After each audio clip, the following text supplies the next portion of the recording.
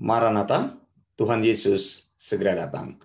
Saya Wanda Dumais dari Sydney, Australia. Kembali lagi bersama dengan Anda dalam program Renungan Singkat bersama Wanda Dumais.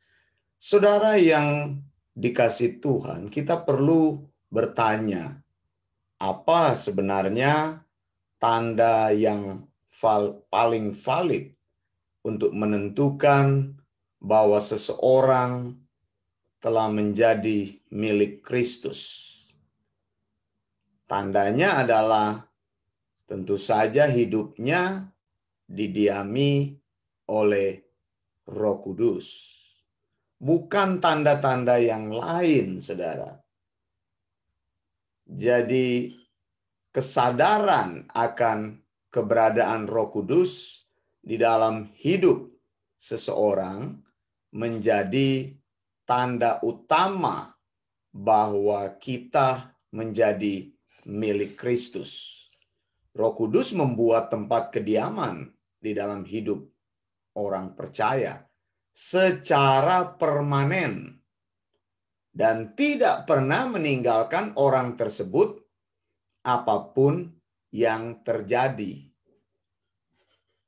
Nah, kata-kata saya ini kan bisa dikonfirm dengan apa yang pernah Yesus sampaikan kepada murid-muridnya ketika terakhir kali Yesus akan berpisah dengan mereka. Di dalam Matius 28 dia katakan, "Aku menyertai kamu senantiasa sampai kepada akhir zaman."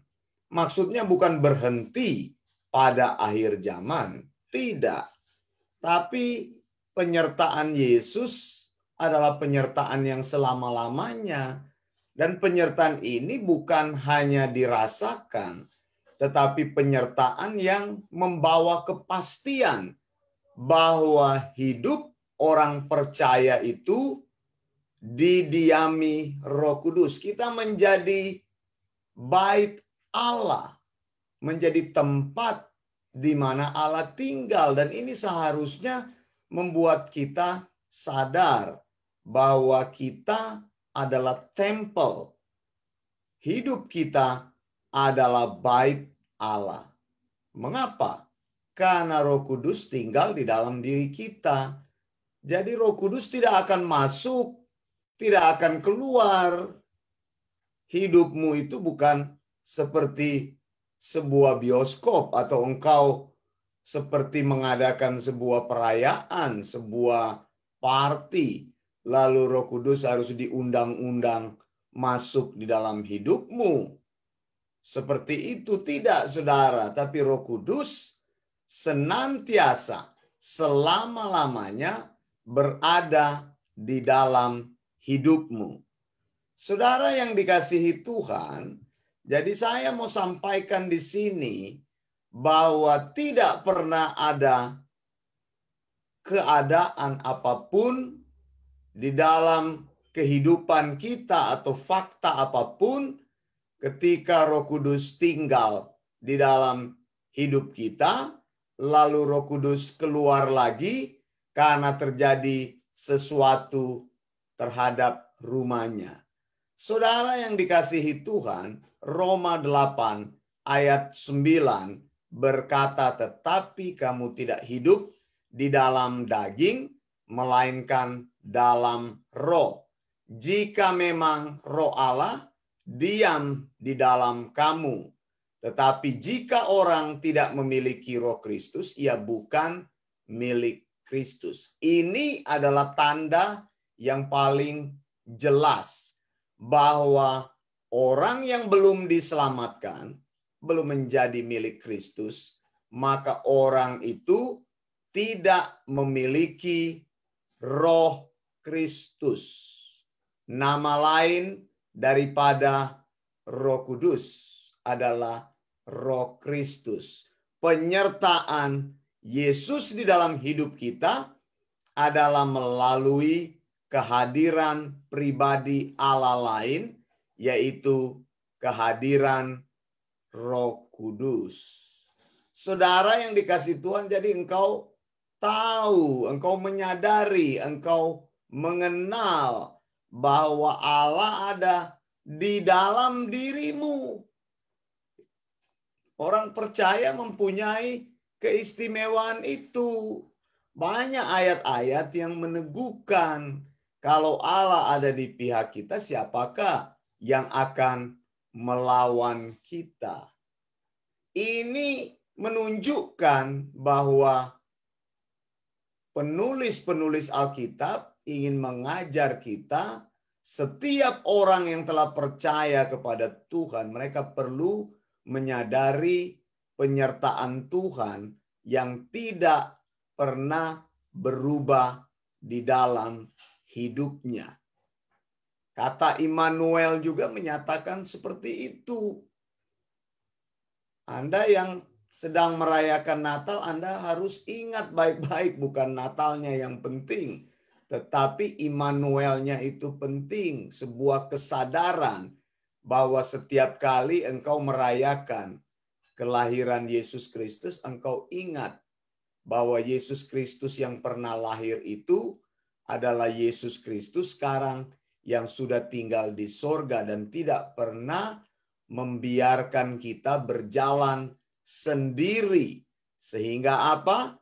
Sehingga kita selalu percaya bahwa Roh Kudus ada di dalam diri kita, dan Roh Kudus itu adalah janji yang Yesus pernah nyatakan kepada kita bahwa aku sekali-kali tidak akan meninggalkan engkau. Saat ini engkau ada di mana? Saat ini engkau sedang melakukan apa? Saat ini engkau sedang mengalami apa? Ingat bahwa Allah bersama-sama dengan engkau. Siapakah yang akan melawan engkau? Siapakah yang akan memisahkan engkau dari kasih Kristus? Tidak ada. Roh Kudus bersama-sama denganmu. Jadi, ya kalau orang mau bicara tentang motivasi, ya kebanyakan kan orang bicara tentang motivasi, tentang masalah, tentang segala sesuatu yang terjadi dalam hidupnya. Oh, jangan takut, Yesus ada di dalam dirimu. Masalah apapun yang besar akan terselesaikan. Kuncinya adalah kita menyadari. Kuncinya adalah kita percaya bahwa Roh Kudus itu ada di dalam diri kita. Di dalam Roma 8 ayat 9 berkata, tetapi kamu tidak hidup dalam daging, melainkan dalam roh. Jika memang roh Allah diam di dalam kamu. Tetapi jika orang tidak memiliki roh Kristus, ia bukan milik Kristus. Kalau kita memiliki roh Allah, kalau orang memiliki roh Kristus, maka Alkitab katakan di sini tidak hidup di dalam daging, maksudnya tidak hidup di dalam cara-cara dunia ini. Pikirannya tidak dipengaruhi dengan kekhawatiran-kekhawatiran dunia ini. Pikirannya tidak dipengaruhi oleh ketakutan-ketakutan dunia ini. Mengapa? Karena Allah hidup di dalam dia. Karena Allah yang luar biasa itu, pencipta langit dan bumi itu, hidup di dalam dia. Jadi kan kita melihat segala sesuatu dalam perspektif yang berbeda. Kamu tidak hidup di dalam daging. Apa? Bukan kita sudah tidak lagi hidup secara jasmani, bukan itu. Artinya orang-orang yang percaya kepada Yesus juga disebut sebagai orang-orang yang spiritually born, begitu ya. Artinya manusia rohani. Ini tanda-tanda yang jelas sekali, saudara yang dikasihi Tuhan. Kita yang memiliki Roh Kudus, kita adalah manusia rohani, manusia roh, tidak hidup dengan cara-cara duniawi ini, tidak hidup di dalam Apa itu pikiran-pikiran kefanaan di dunia ini? Ingat, Tuhan berdiam di dalam diri kamu. Tuhan bersama-sama dengan engkau. Allah pencipta langit dan bumi itu hidup di dalam engkau. Maka apa? Engkau pertama-tama menyadari kehadirannya. Engkau tidak melihat Roh Kudus, kita tidak melihat Dia, tapi kita sadar Dia tinggal di dalam diri kita dan Dia akan tinggal selama-lamanya. Dia tidak akan masuk dan keluar di dalam diri kita. Kita menerima Roh Kudus karena kita percaya bahwa Roh Kudus adalah salah satu pribadi Allah. Bukan sekedar tenaga dalam, saudara. Bukan sekedar sebuah kekuatan. Tetapi ini adalah pribadi Allah yang sesungguhnya. Yang tinggal di dalam diri kita. Percayakah engkau akan hal tersebut? Percayakah engkau bahwa Roh Kudus itu adalah pribadi Allah? Ada pribadi Bapa, ada pribadi Anak, dan ada pribadi Roh Kudus. Jadi bukan tenaga dalam, bukan hanya sebuah kekuatan, bukan hanya semangat. Tidak, saudara. Orang percaya seharusnya tidak pernah kehilangan semangat. Orang percaya seharusnya selalu mempunyai motivasi di dalam hidupnya untuk hidup dengan cara yang benar.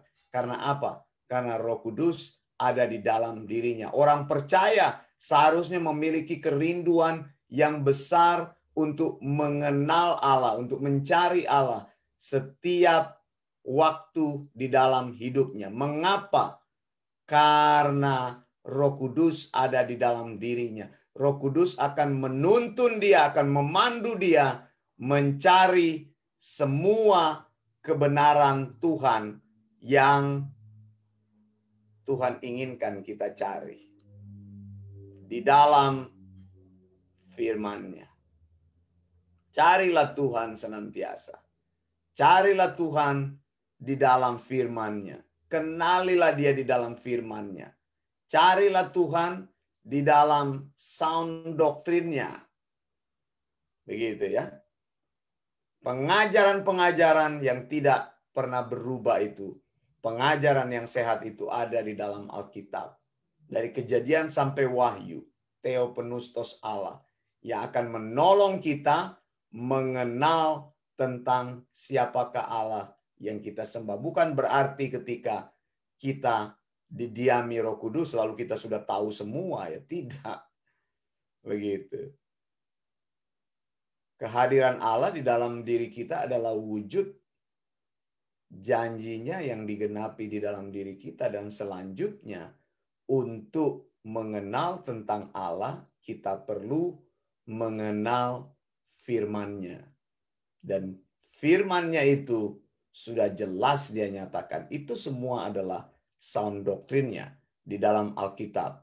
Dari Kejadian sampai Wahyu. Firman Allah adalah pewahyuan Allah yang paling valid. Dan firman Allah merupakan pewahyuan final dan absolut tentang diri Allah. Cari Dia di sana. Makanya tadi saya sudah tunjukkan bahwa Roh Kudus itu menjadi milik kita ketika kita percaya kepada Kristus. Ketika kita percaya kepada Kristus, hidup kita diubahkan. Bukan hidup saja sebagai manusia jasmani, tidak. Tetapi kita hidup menjadi manusia rohani. Segala sesuatu akan diaktifkan oleh Allah. Iman kita akan diaktifkan oleh Allah. Pengertian-pengertian kita akan bertumbuh. Kasih kita akan bertumbuh. Jadi sangat aneh sekali kalau ada orang berkata bahwa saya sudah percaya kepada Yesus, tapi tidak mencintai sound doktrin. Kalau ada orang yang sudah mengaku beriman kepada Yesus, tetapi tidak mau belajar Alkitab dengan sungguh-sungguh. Kalau ada orang yang percaya kepada Yesus, tapi tidak mempunyai interest untuk mencari Tuhan, saya mempercayakan, atau maksud saya meragukan pernyataan imannya tersebut. Saya Wanda Dumais dari Sydney, Australia. Tuhan Yesus segera datang, Tuhan Yesus akan datang, Tuhan Yesus pasti datang. Dan saya mau sampaikan ini sebagai salam perjanjian baru. Maranatha. Blessings.